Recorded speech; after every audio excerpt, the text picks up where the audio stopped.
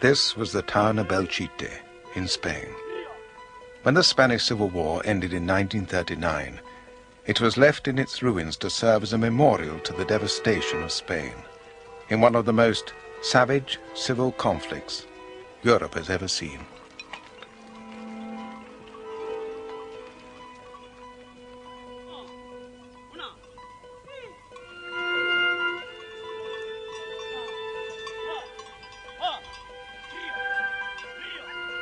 The Civil War lasted from 1936 to 1939.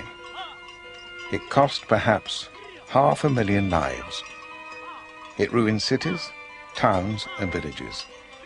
For some, the victors, it was a crusade against godless revolution.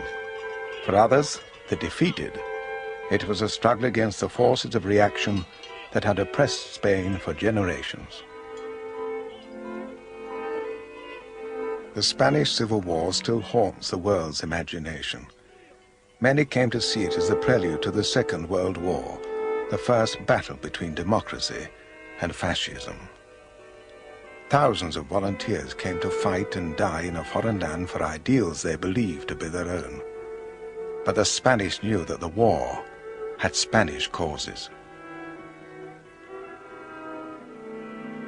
It was, after all, their country that was ruined, their history that exploded.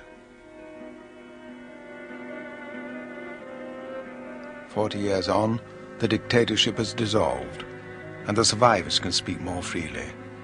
They can question some of the myths. They can evoke something of what they saw and understood during the Spanish Civil War.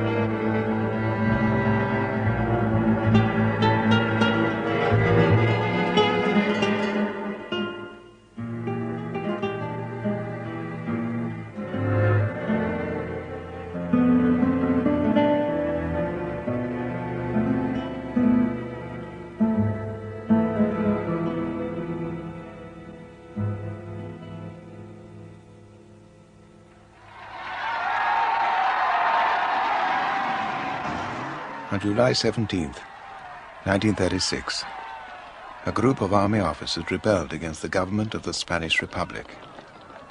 Workers took up arms to fight the rising, and what began as a military coup led to almost 3 years of civil war. For both sides, political opponents became enemies, to be hunted down and killed.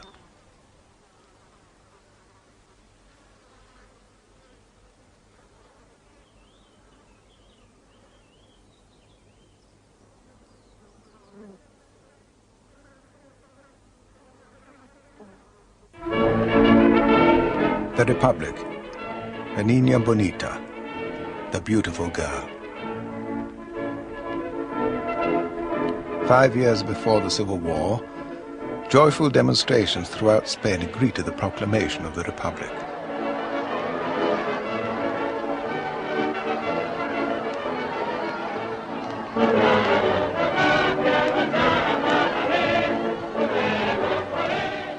The monarchy had fallen without violence. To the crowds, the Republic meant that Spain had broken through to the 20th century, to progress, to a long-delayed victory for social and economic change. It was an April day, spring-like. It was a mild day with sunshine. So we walked, and there were huge throngs of people in lorries, the few cars that there were in those days, in trams. And then, unexpectedly and surprisingly, Republican flags appeared everywhere. Nobody knew where so many had come from.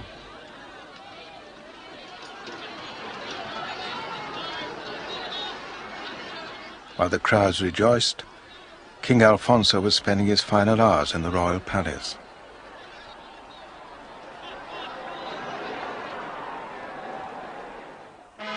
Only weeks before, he had led the solemn Palm Sunday ceremonies, unaware that the monarchy was doomed.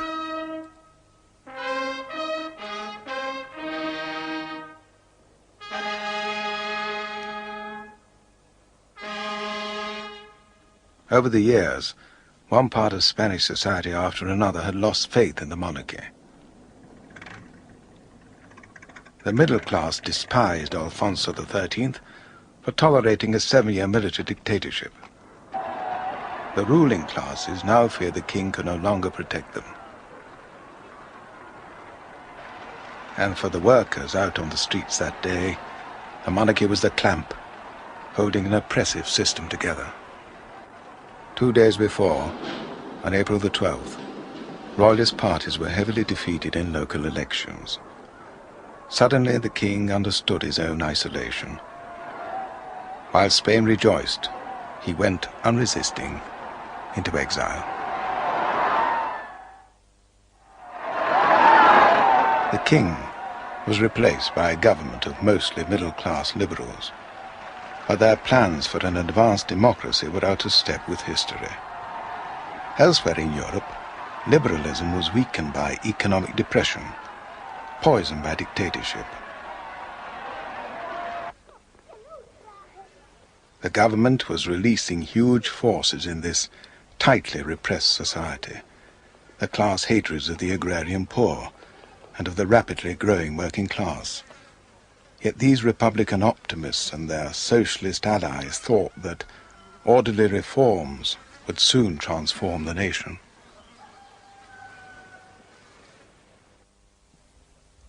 Justino de Azcárate was a member of that first Republican government of 1931.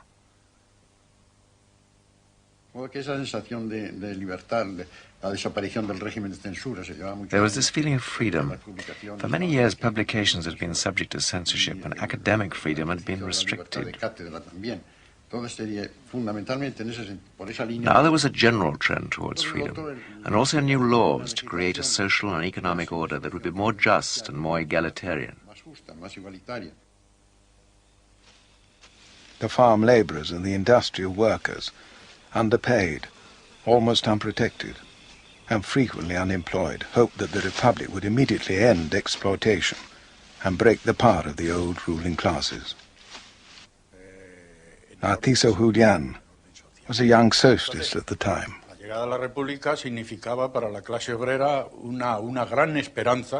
The birth of the Republic brought great hope among the working class that their aspirations would be satisfied. That was the main feeling among industrial workers and peasants.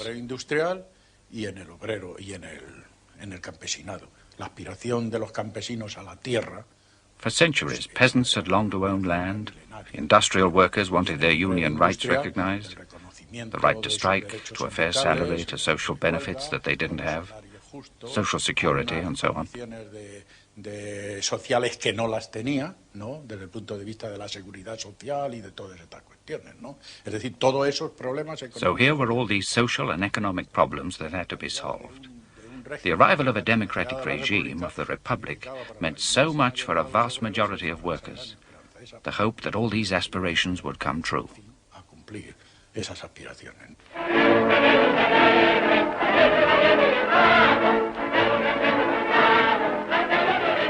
For many, the Republic seemed already the revolution.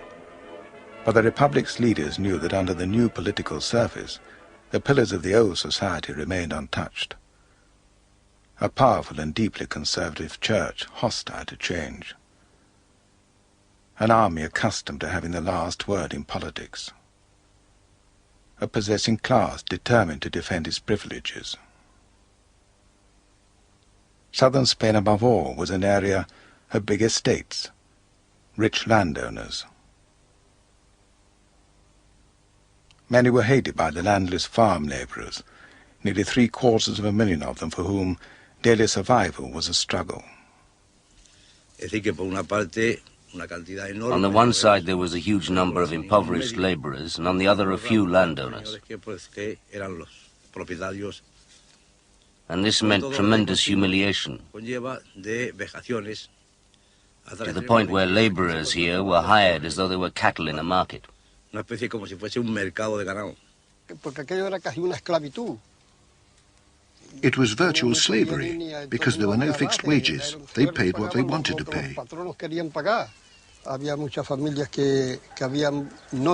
In many families, children went to bed hungry because you didn't get paid enough. You weren't paid enough for subsistence. The Republic knew that democracy might collapse if land was not divided more justly. But its complicated, cautious reforms disappointed farm workers while alarming the landlords.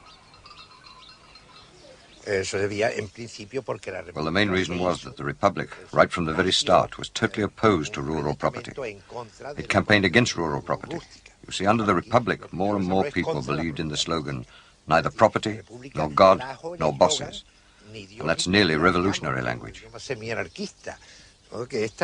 how it really was at the time. So it's quite natural that landowners would resist this. It's quite understandable. The landless have an inborn desire to own land, so the Republican propaganda about land reform raised a lot of interest and immediate support. They felt very frustrated when reform didn't take place.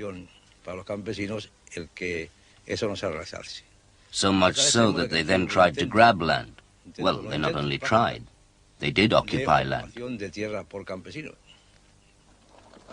The landless poor were impatient to take over the fields that the Republic hesitated to give them. Was there a chance for gradual change without violence? One land reform official, José Vergara, was soon disillusioned. Yo creo efectivamente que es imposible hacer una reforma agraria sin revolución. I believe that it is impossible to carry out an agrarian reform without a revolution which dismantles the existing political and social structures. In a country where the land is owned by a small group of people who constitute an influential social sector, you have to fight for the land. You will not be given it voluntarily. In the same way that those who do not have land fight for it, those who possess it fight to preserve it.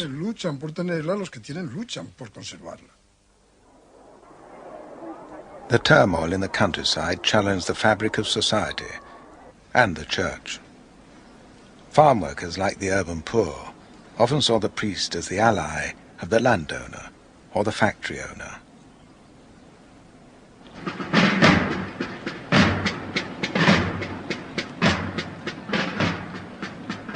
But the church still held the respect of the rich and powerful, and of many humble Spaniards as well. There was as much reverence as there was hatred. It was said that Spaniards always followed their priests with a candle or with a club.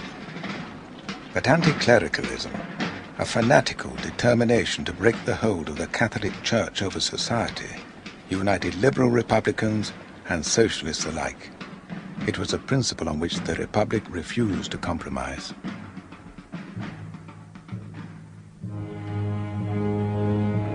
Less than a month after the proclamation of the Republic, this resentment against the Church erupted in violence. Following a riot outside a Royalist club, mobs set fire to half a dozen convents in Madrid. Those were the churches where we had gone to Mass, had our first communion, and been baptized. Yes, the day the convents were burnt was terrible, full of sadness and anguish.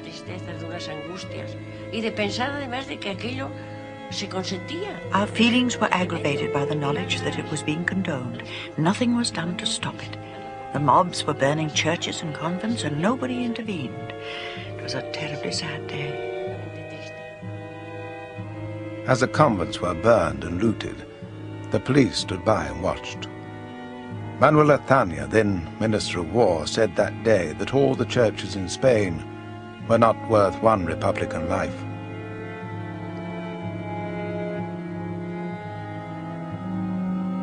Words like these were never forgotten or forgiven.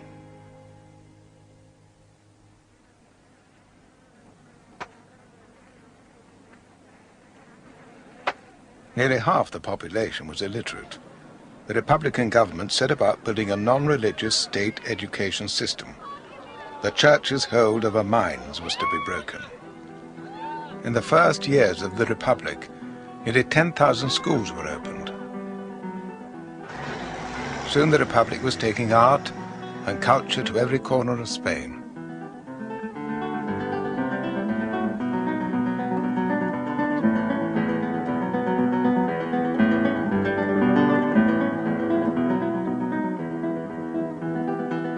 La Barraca was part of this offensive. The Spanish intellectuals were eager to act as the Republic's missionaries of enlightenment.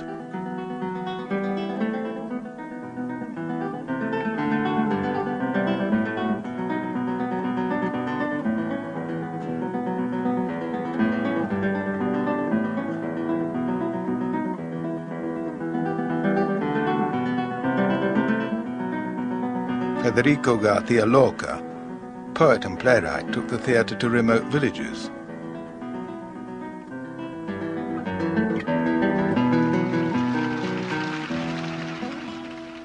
In Calderon's classic, Life is a Dream, Lorca played the part of the shadow.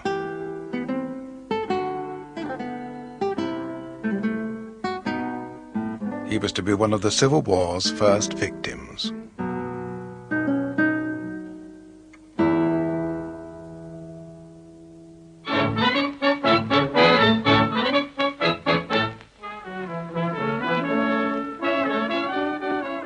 This cultural upsurge also gave fresh energy to regions which felt themselves distinct from the rest of Spain.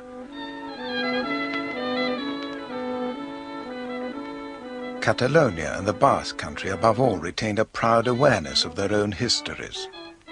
Since the turn of the century, their demand for self-government had grown louder and angrier. As a student, Marcel Giraud supported the Catalan autonomous movement. In the past, Catalonia had been an independent nation. We have a tradition of language, customs and culture very distinct from the rest of Spain. It's different at many levels. Added to this, there's the fact that we'd been dominated by outsiders who had shown no respect for our freedoms. Since the proclamation of the Republic on April the 14th, 1931, we'd been longing for these freedoms to be restored to Catalonia.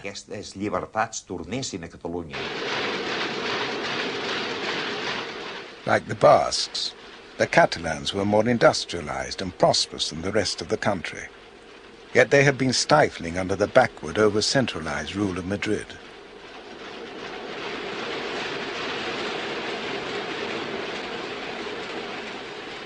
Barcelona, the Catalan capital, was the center of a thriving textile industry and a huge port.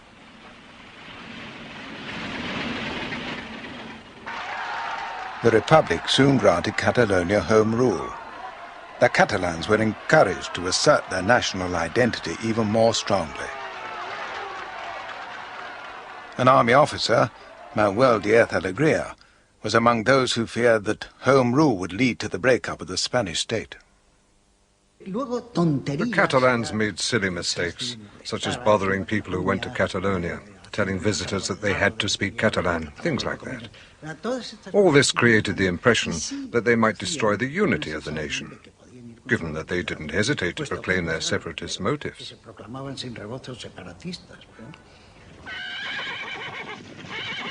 National unity obsessed army officers. Spain had already lost most of its world empire. In the Moroccan Wars of the 20s, it nearly lost one of its last foreign possessions. Francisco Franco helped to turn defeat into victory and became a general at the age of only 33. The Republic planned to reform the army, which was so archaic and top-heavy that there was one officer to every 11 soldiers. The army regarded these changes with heavy suspicion, but it was a grant of self-government to Catalonia, which conservative officers saw as the most immediate threat to the unity of the nation.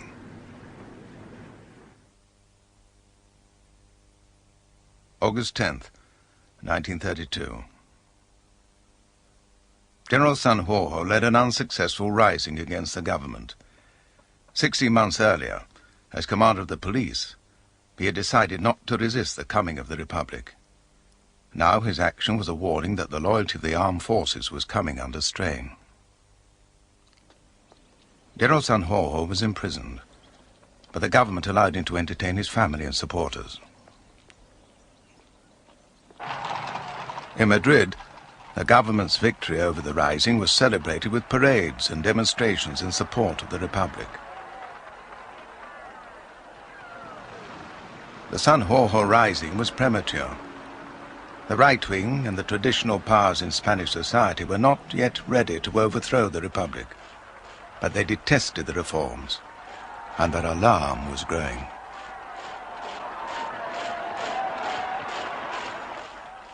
On the left, too, disillusionment was spreading. The hungry, the landless, the unemployed, and the underpaid were beginning to confront the state openly.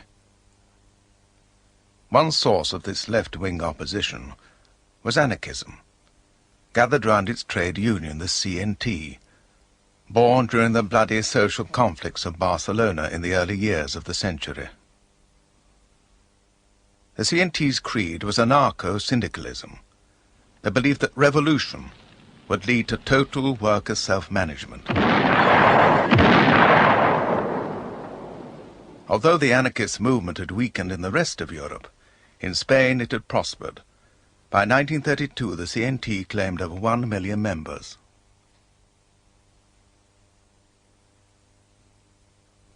Federico Montseny was a young anarchist leader. I believe there's something different, special about Spaniards, created by the mixture of so many different races, by their history, and by constant oppression. They were oppressed first by feudalism, then by an all-powerful bourgeoisie, by an army that has always cast its long shadow over Spain, by the pressure of the church. And all of this has created a constant spirit of rebellion among Spaniards. It has driven them towards ideas of emancipation, towards revolutionary concepts of society and of life. When the Republic was proclaimed in 1931, the anarchists declared, "We remain in open war with the state." They rejected all governments, monarchies or republics. They fought for a society of equal, cooperating human beings, freed from the curses of private property, God, and bosses. In Spain, extremes of poverty created a climate ripe for revolutionary violence. In January 1933, anarchists led futile risings in several Andalusian villages. One of them was Casas Viejas. The police showed the villagers no mercy. Prisoners were shot.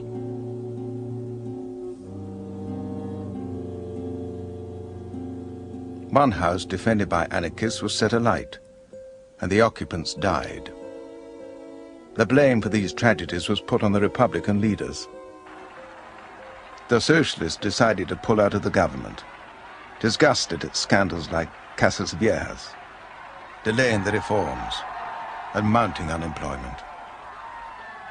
New elections were called in 1933. The socialist left was now losing faith in the whole parliamentary system.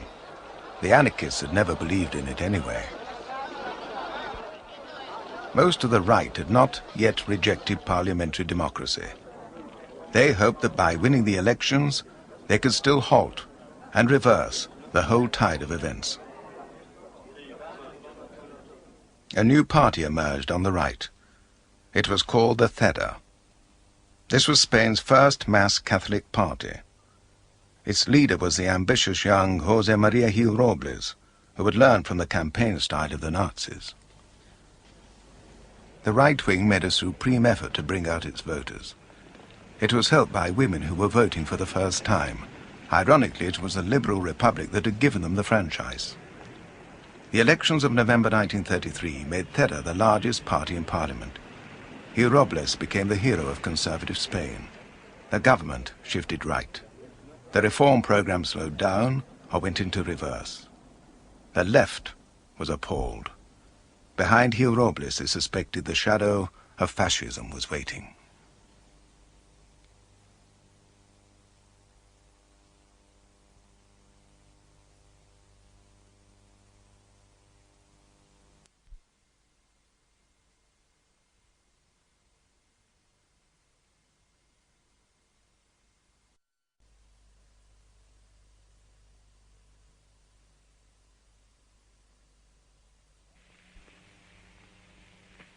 Che oggi il popolo italiano e il regime fascista sono una unità compatta, infrangibile, formidabile, che può sfidare come sfida tutti i suoi nemici e anche vantare del tempo.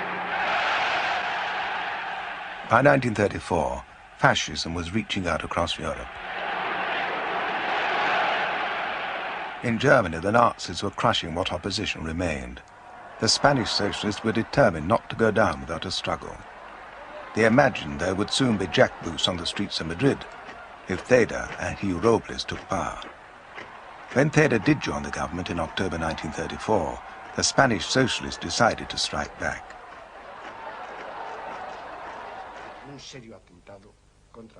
Socrates Gómez was a member of the socialist youth. Que había habido un proceso de regresión muy grave en la política española y que estábamos y éramos conscientes. We felt there'd been a serious regression in Spanish politics, and we were well aware that even without a civil war, fascism could come to power in Spain, perhaps camouflaged behind politicians such as Gil Robles. And this is what led us to strike. Y eso nos aconsejó el ir al movimiento huelguístico. You must realize that this wasn't just another strike for things like wages or better working conditions. This was a revolutionary strike, and our aim was to overthrow the government and take power. The socialists summoned the workers to rise against the elected government, but the insurrection was easily defeated everywhere, except in the northern mining district of Asturias. There, the whole left for once united in rebellion. Socialists and anarchists, communists and Trotskyists seized control and declared the revolution.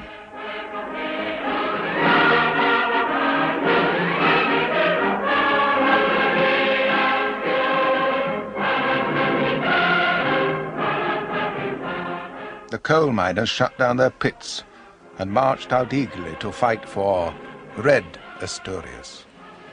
Una alegría inmensa y así del público. We felt this tremendous excitement. We had dynamite ready to blow everything up, and everybody was behind us.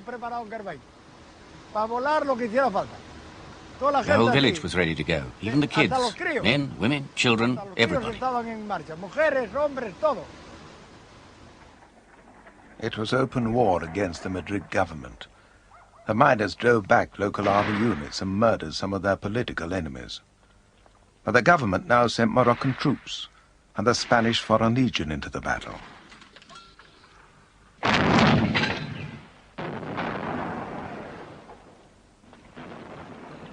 A fortnight after it had begun, the Asturias Rising had been broken.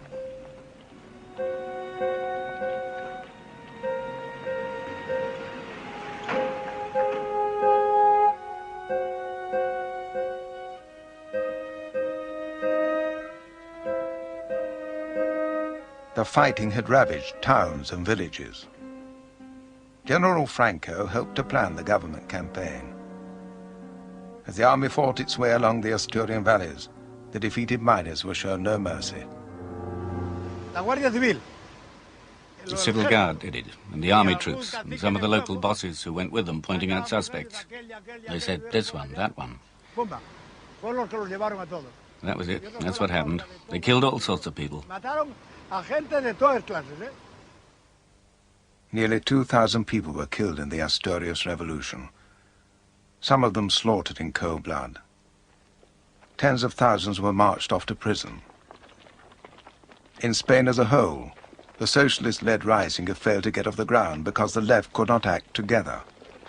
But the lesson of Asturian unity sank home.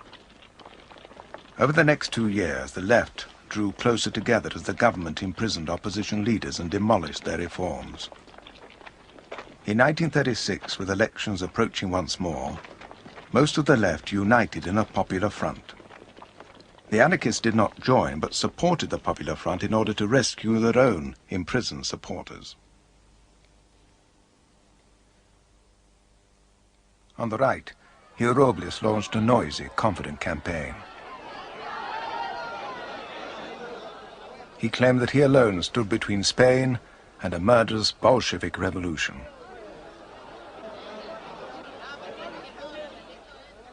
February the 16th, polling day, was a turning point in the history of Spain. As the results came in, it became clear that the Popular Front had won the largest block of seats. The release of political prisoners began. Dolores Ibarruri, known as La Pasinaria, had been elected as a communist MP for Asturias. So then I went to the prison. The governor had run away, but his deputy was there. He said, "I haven't received any orders." I replied, "I'm the MP for Asturias." I was beginning to sound very grand. I said, "Please give me the keys. The prisoners are coming out today." He finally said, "Here they are." So I ran along the corridors of the jail, shouting, "Comrades, all out." It was very moving.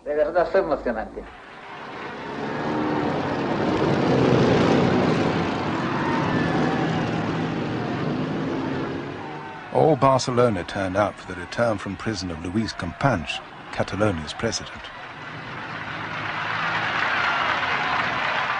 The working class parties refused to join the government.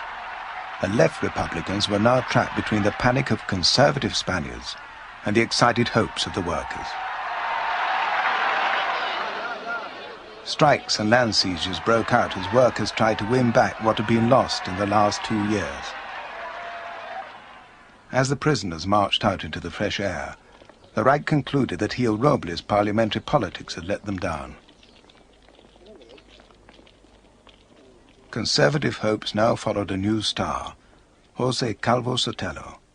But for some, the time for parliamentary compromise had already passed. Tomás Garicano Goñi was a young conservative officer. I was not a member of any political party, but we felt there was no way out. As Gil Robles wrote later, peace was not possible. For me, this was only too true. And there's something else, perhaps too embarrassing to recall, but that one has to admit. At that time, we couldn't stand each other. Divisions and tensions had reached such a point that even seeing a socialist, not to mention a communist, was the same as seeing the devil. Some 15,000 members of Gil Robles' youth movement defected and went over to the Falange, Spain's own fascist party, which had been founded by José Antonio Primo de Rivera in 1933.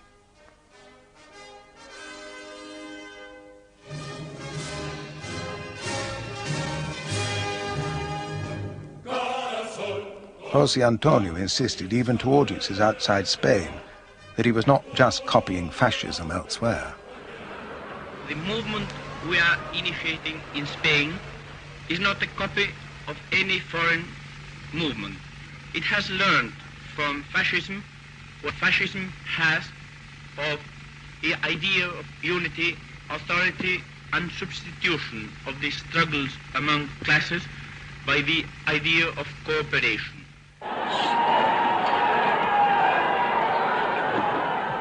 The climate of violence allowed the Falange to flourish. José Antonio was arrested, and the Falange was banned. But they had helped to ensure that rioting and political murder became predictable when left and right collided.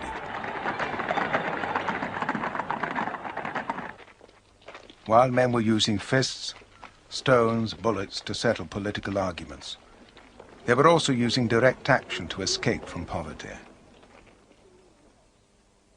On the dry hills of Estremadura, the patience of the farm laborers now snapped.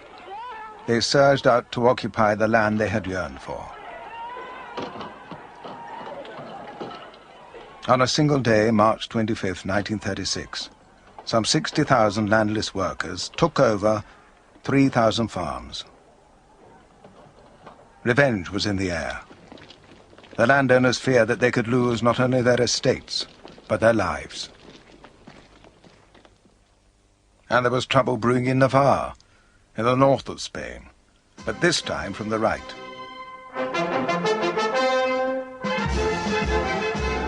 The Carlists were traditional monarchists, whose catechism was God, fatherland and king, their own Carlist king. Fanatically religious, they were locked into a medieval view of the world. The Carlists had rebelled against a liberal monarchy in the 19th century. Now they were eager to overthrow this godless Red Republic. Amid the growing breakdown in law and order, some army officers resolved that they must act. The government had sensed the danger and posted some of the most disaffected generals away from the mainland. General Franco was sent to the Canary Isles. But General Mola was unwisely posted to Pamplona in the Carlist country. From here, Mola, El Director, began the secret organization of the plot. At first, Mola encountered reluctance among some key figures.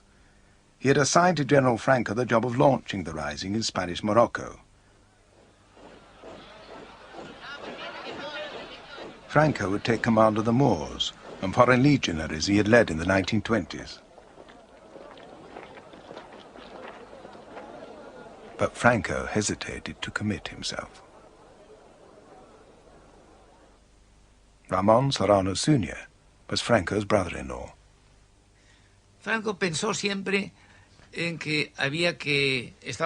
Franco was obsessed with the danger of communism.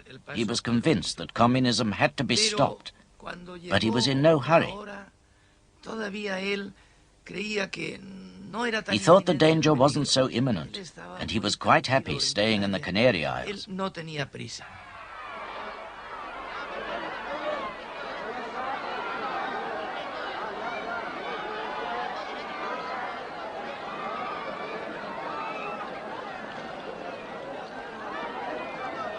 May 1st, 1936. The parade was intended to show the Republic's enemies that the left had overwhelming strength.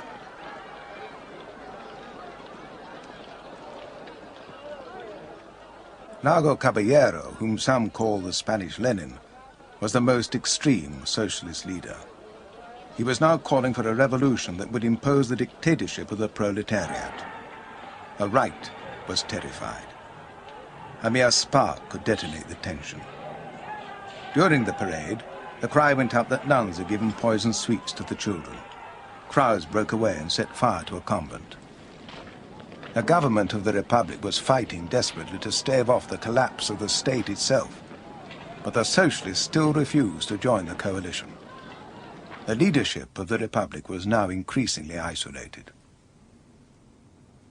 On June 16th, José Calvo Sotelo, the opposition leader, proclaimed himself in favor of a strong, integrated state, which would end strikes, lockouts, starvation wages, and anarchic liberty. He ended by saying, "Many call this a fascist state.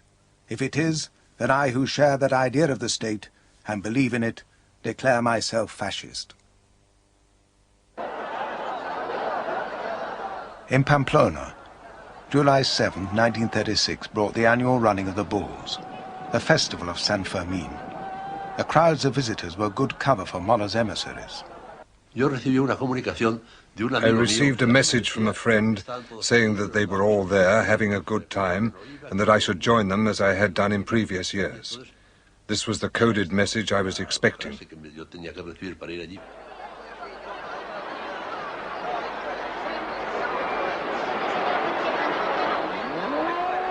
As the bulls plunged about the ring, Mola and his plotters were solving their last problems. The rising had been postponed, as the Carlists squabbled about which flag they should march under, and some army officers still refused to betray the Republic.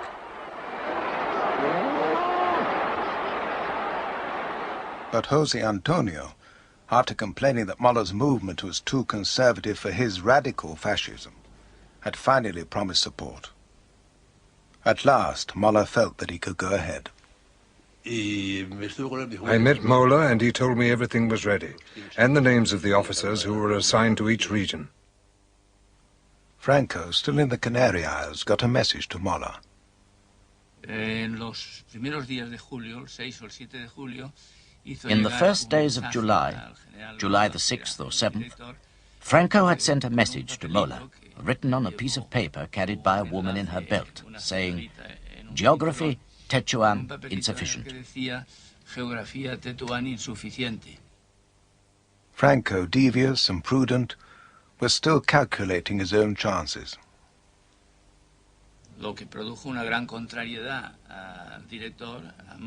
This really upset Mola, el director. He was very irritated. He said, "Franco will never get here in time. It will all be delayed, and the government is going to break it all up." But the plan to ferry Franco to Morocco went ahead. The search for the right ferryman ended in the home counties, at Croydon Airport. Captain Bebb, a freelance pilot, was introduced to a gentleman from Spain. And he asked me if I was prepared to go to the Canary Islands to get a RIF leader to start an insurrection in Spanish Morocco. I thought, what a delightful idea. What a great adventure. On July 11th, Captain Bebb took off from Croydon.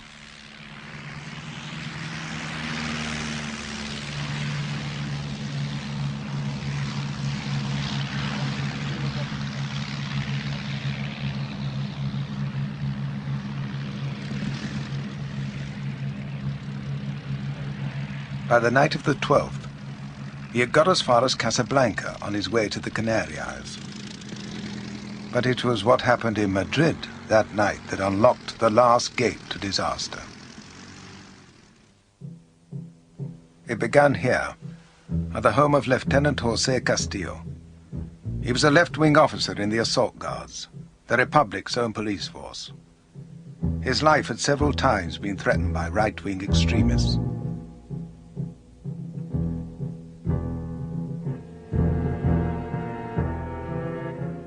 It was nearly 9:30 at night. Castillo was leaving home to go on duty at the police station, no more than a 10-minute walk.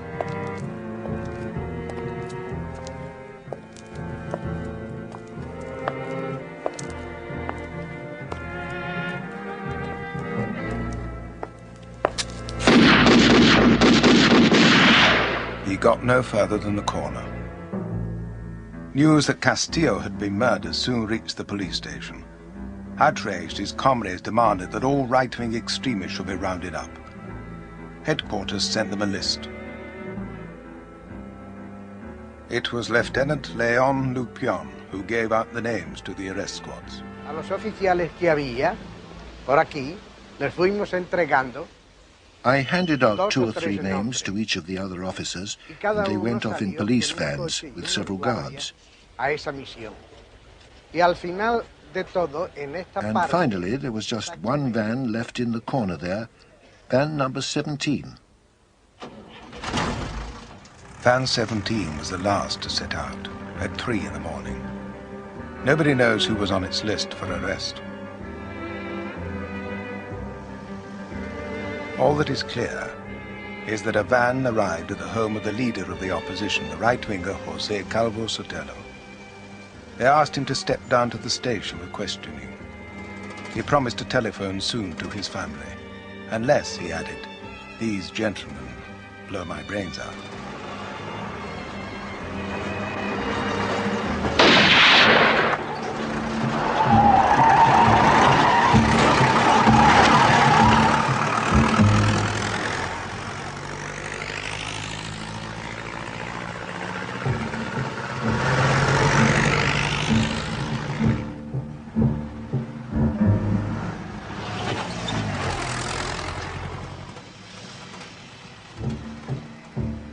His dead body was dumped at the gate of the East Cemetery.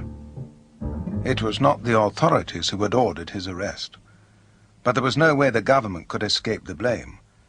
The leader of the opposition had been assassinated in the custody of the government's own special police.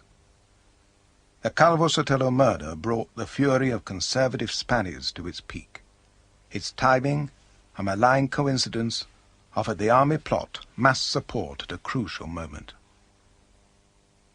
Entonces, todas las dudas y vacilaciones que aún existían. It was then that all the doubts and hesitation about whether to call the uprising immediately or to wait for the disintegration to spread so that we would be more justified, all those doubts disappeared. Within hours of the murder, Muller dispatched a coded telegram. It read, "On the 15th last, at 4 a.m., Helen gave birth to a beautiful child. Hidden here were the date, time and place of the uprising. July 18th, at 5 a.m., in Morocco." The Republican government knew that Spain was close to explosion, but it failed to take seriously the approaching spark, the military uprising. The left knew all too well what was coming, and the workers were already garrisoning party and trade union offices. At midnight, the socialist leader, Indalecio Prieto, with some of his colleagues met the Prime Minister, Casares Quiroga. They had begged him to arm the people, but Casares thought this would fling away the last hopes of law and order. He refused. At dawn, on July 14th, Captain Bebb took off from Casablanca. Destination, the Canary Isles. That same morning, the funerals of Castillo and Calvo Sotelo took place. Clenched fist for Castillo's coffin. The straight-arm fascist salute for Calvo Sotelo. What remained a political middle ground in Spain was crumbling. Disaster now seemed inevitable. Juan Molina was an anarchist militant in Barcelona. We hadn't slept at home for several nights. We were grabbing what sleep we could on floors of the union and our newspaper offices. We were waiting for the inevitable. In our newspapers, we were telling our members to be prepared. Everybody was ready because we knew the coup was bound to come. Josep Tarradellas, the Catalan leader, called on the Prime Minister, but Casares Quiroga still refused to see what was about to happen. While we were chatting, news arrived of army unrest in Morocco. There were reports that some generals were about to rise, although General Franco's name still wasn't being mentioned. So then I told him, "My friend Casares, I'm convinced that the army is going to rise against Spanish democracy." He said, "I'm sure it won't." Casares Quiroga could not believe the generals would go so far. But on July 17th, the day before it was planned, the rising erupted here in Melilla. Next day it spread to other towns in Morocco, even before General Franco had arrived to lead the Army of Africa. The military plotters assumed that their coup d'etat would succeed swiftly. The government of the Republic, in turn, thought it was strong enough to stamp out this erratic rising. Both were terribly wrong. The rising spread to the mainland, and the rebel generals soon controlled great tracts of the countryside. But the workers were now at last given arms, and with loyal police units they defeated the military in most of Spain's industrial cities.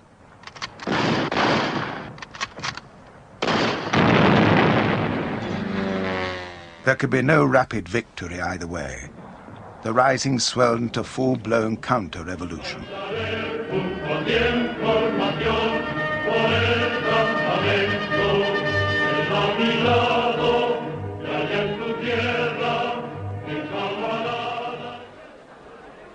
On the other side, the workers, now pouring out to the barricades, were using their rifles for a Spain which was to become not just republican, but revolutionary.